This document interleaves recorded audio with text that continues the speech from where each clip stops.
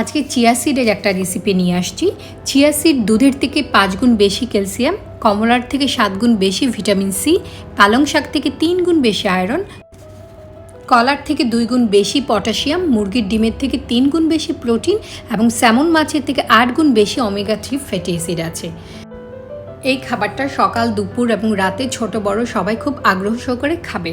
2 জনের জন্য আমি আজকে 2 কাপ দুধ নিয়েছি এবং চিয়া সিড নিয়েছি 2 টেবিল চামচ পরিমাণ। চাইলে আরেক টেবিল চামচও দিয়ে দিতে পারেন। একটু ভালো করে মিশিয়ে নিব। এটা জাল করে নেওয়া ঠান্ডা দুধের সঙ্গে মিশিয়ে নিয়ে ঢাকনা দিয়ে ঢেকে আমি সারা রাত ফ্রিজে রেখে দিব।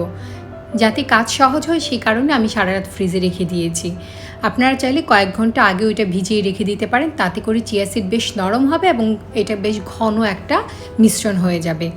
সারা রাত ফ্রিজে রাখার পর এটা অনেকটাই ঘন হয়ে গেছে, খুব সুন্দর একটা মিহি একটা মিশ্রণ এসছে।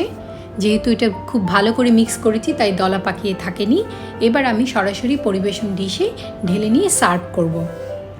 আপনারা চাইলে এই পর্যায়ে মধু ব্যবহার করতে পারেন, কিন্তু আমি কোনো প্রকার মিষ্টি দেব না। দুধের মিষ্টিটাই আসলে যথেষ্ট। যারা কম চিনি খেতে চান তাদের জন্য এর থেকে বেশি আর প্রয়োজন নেই।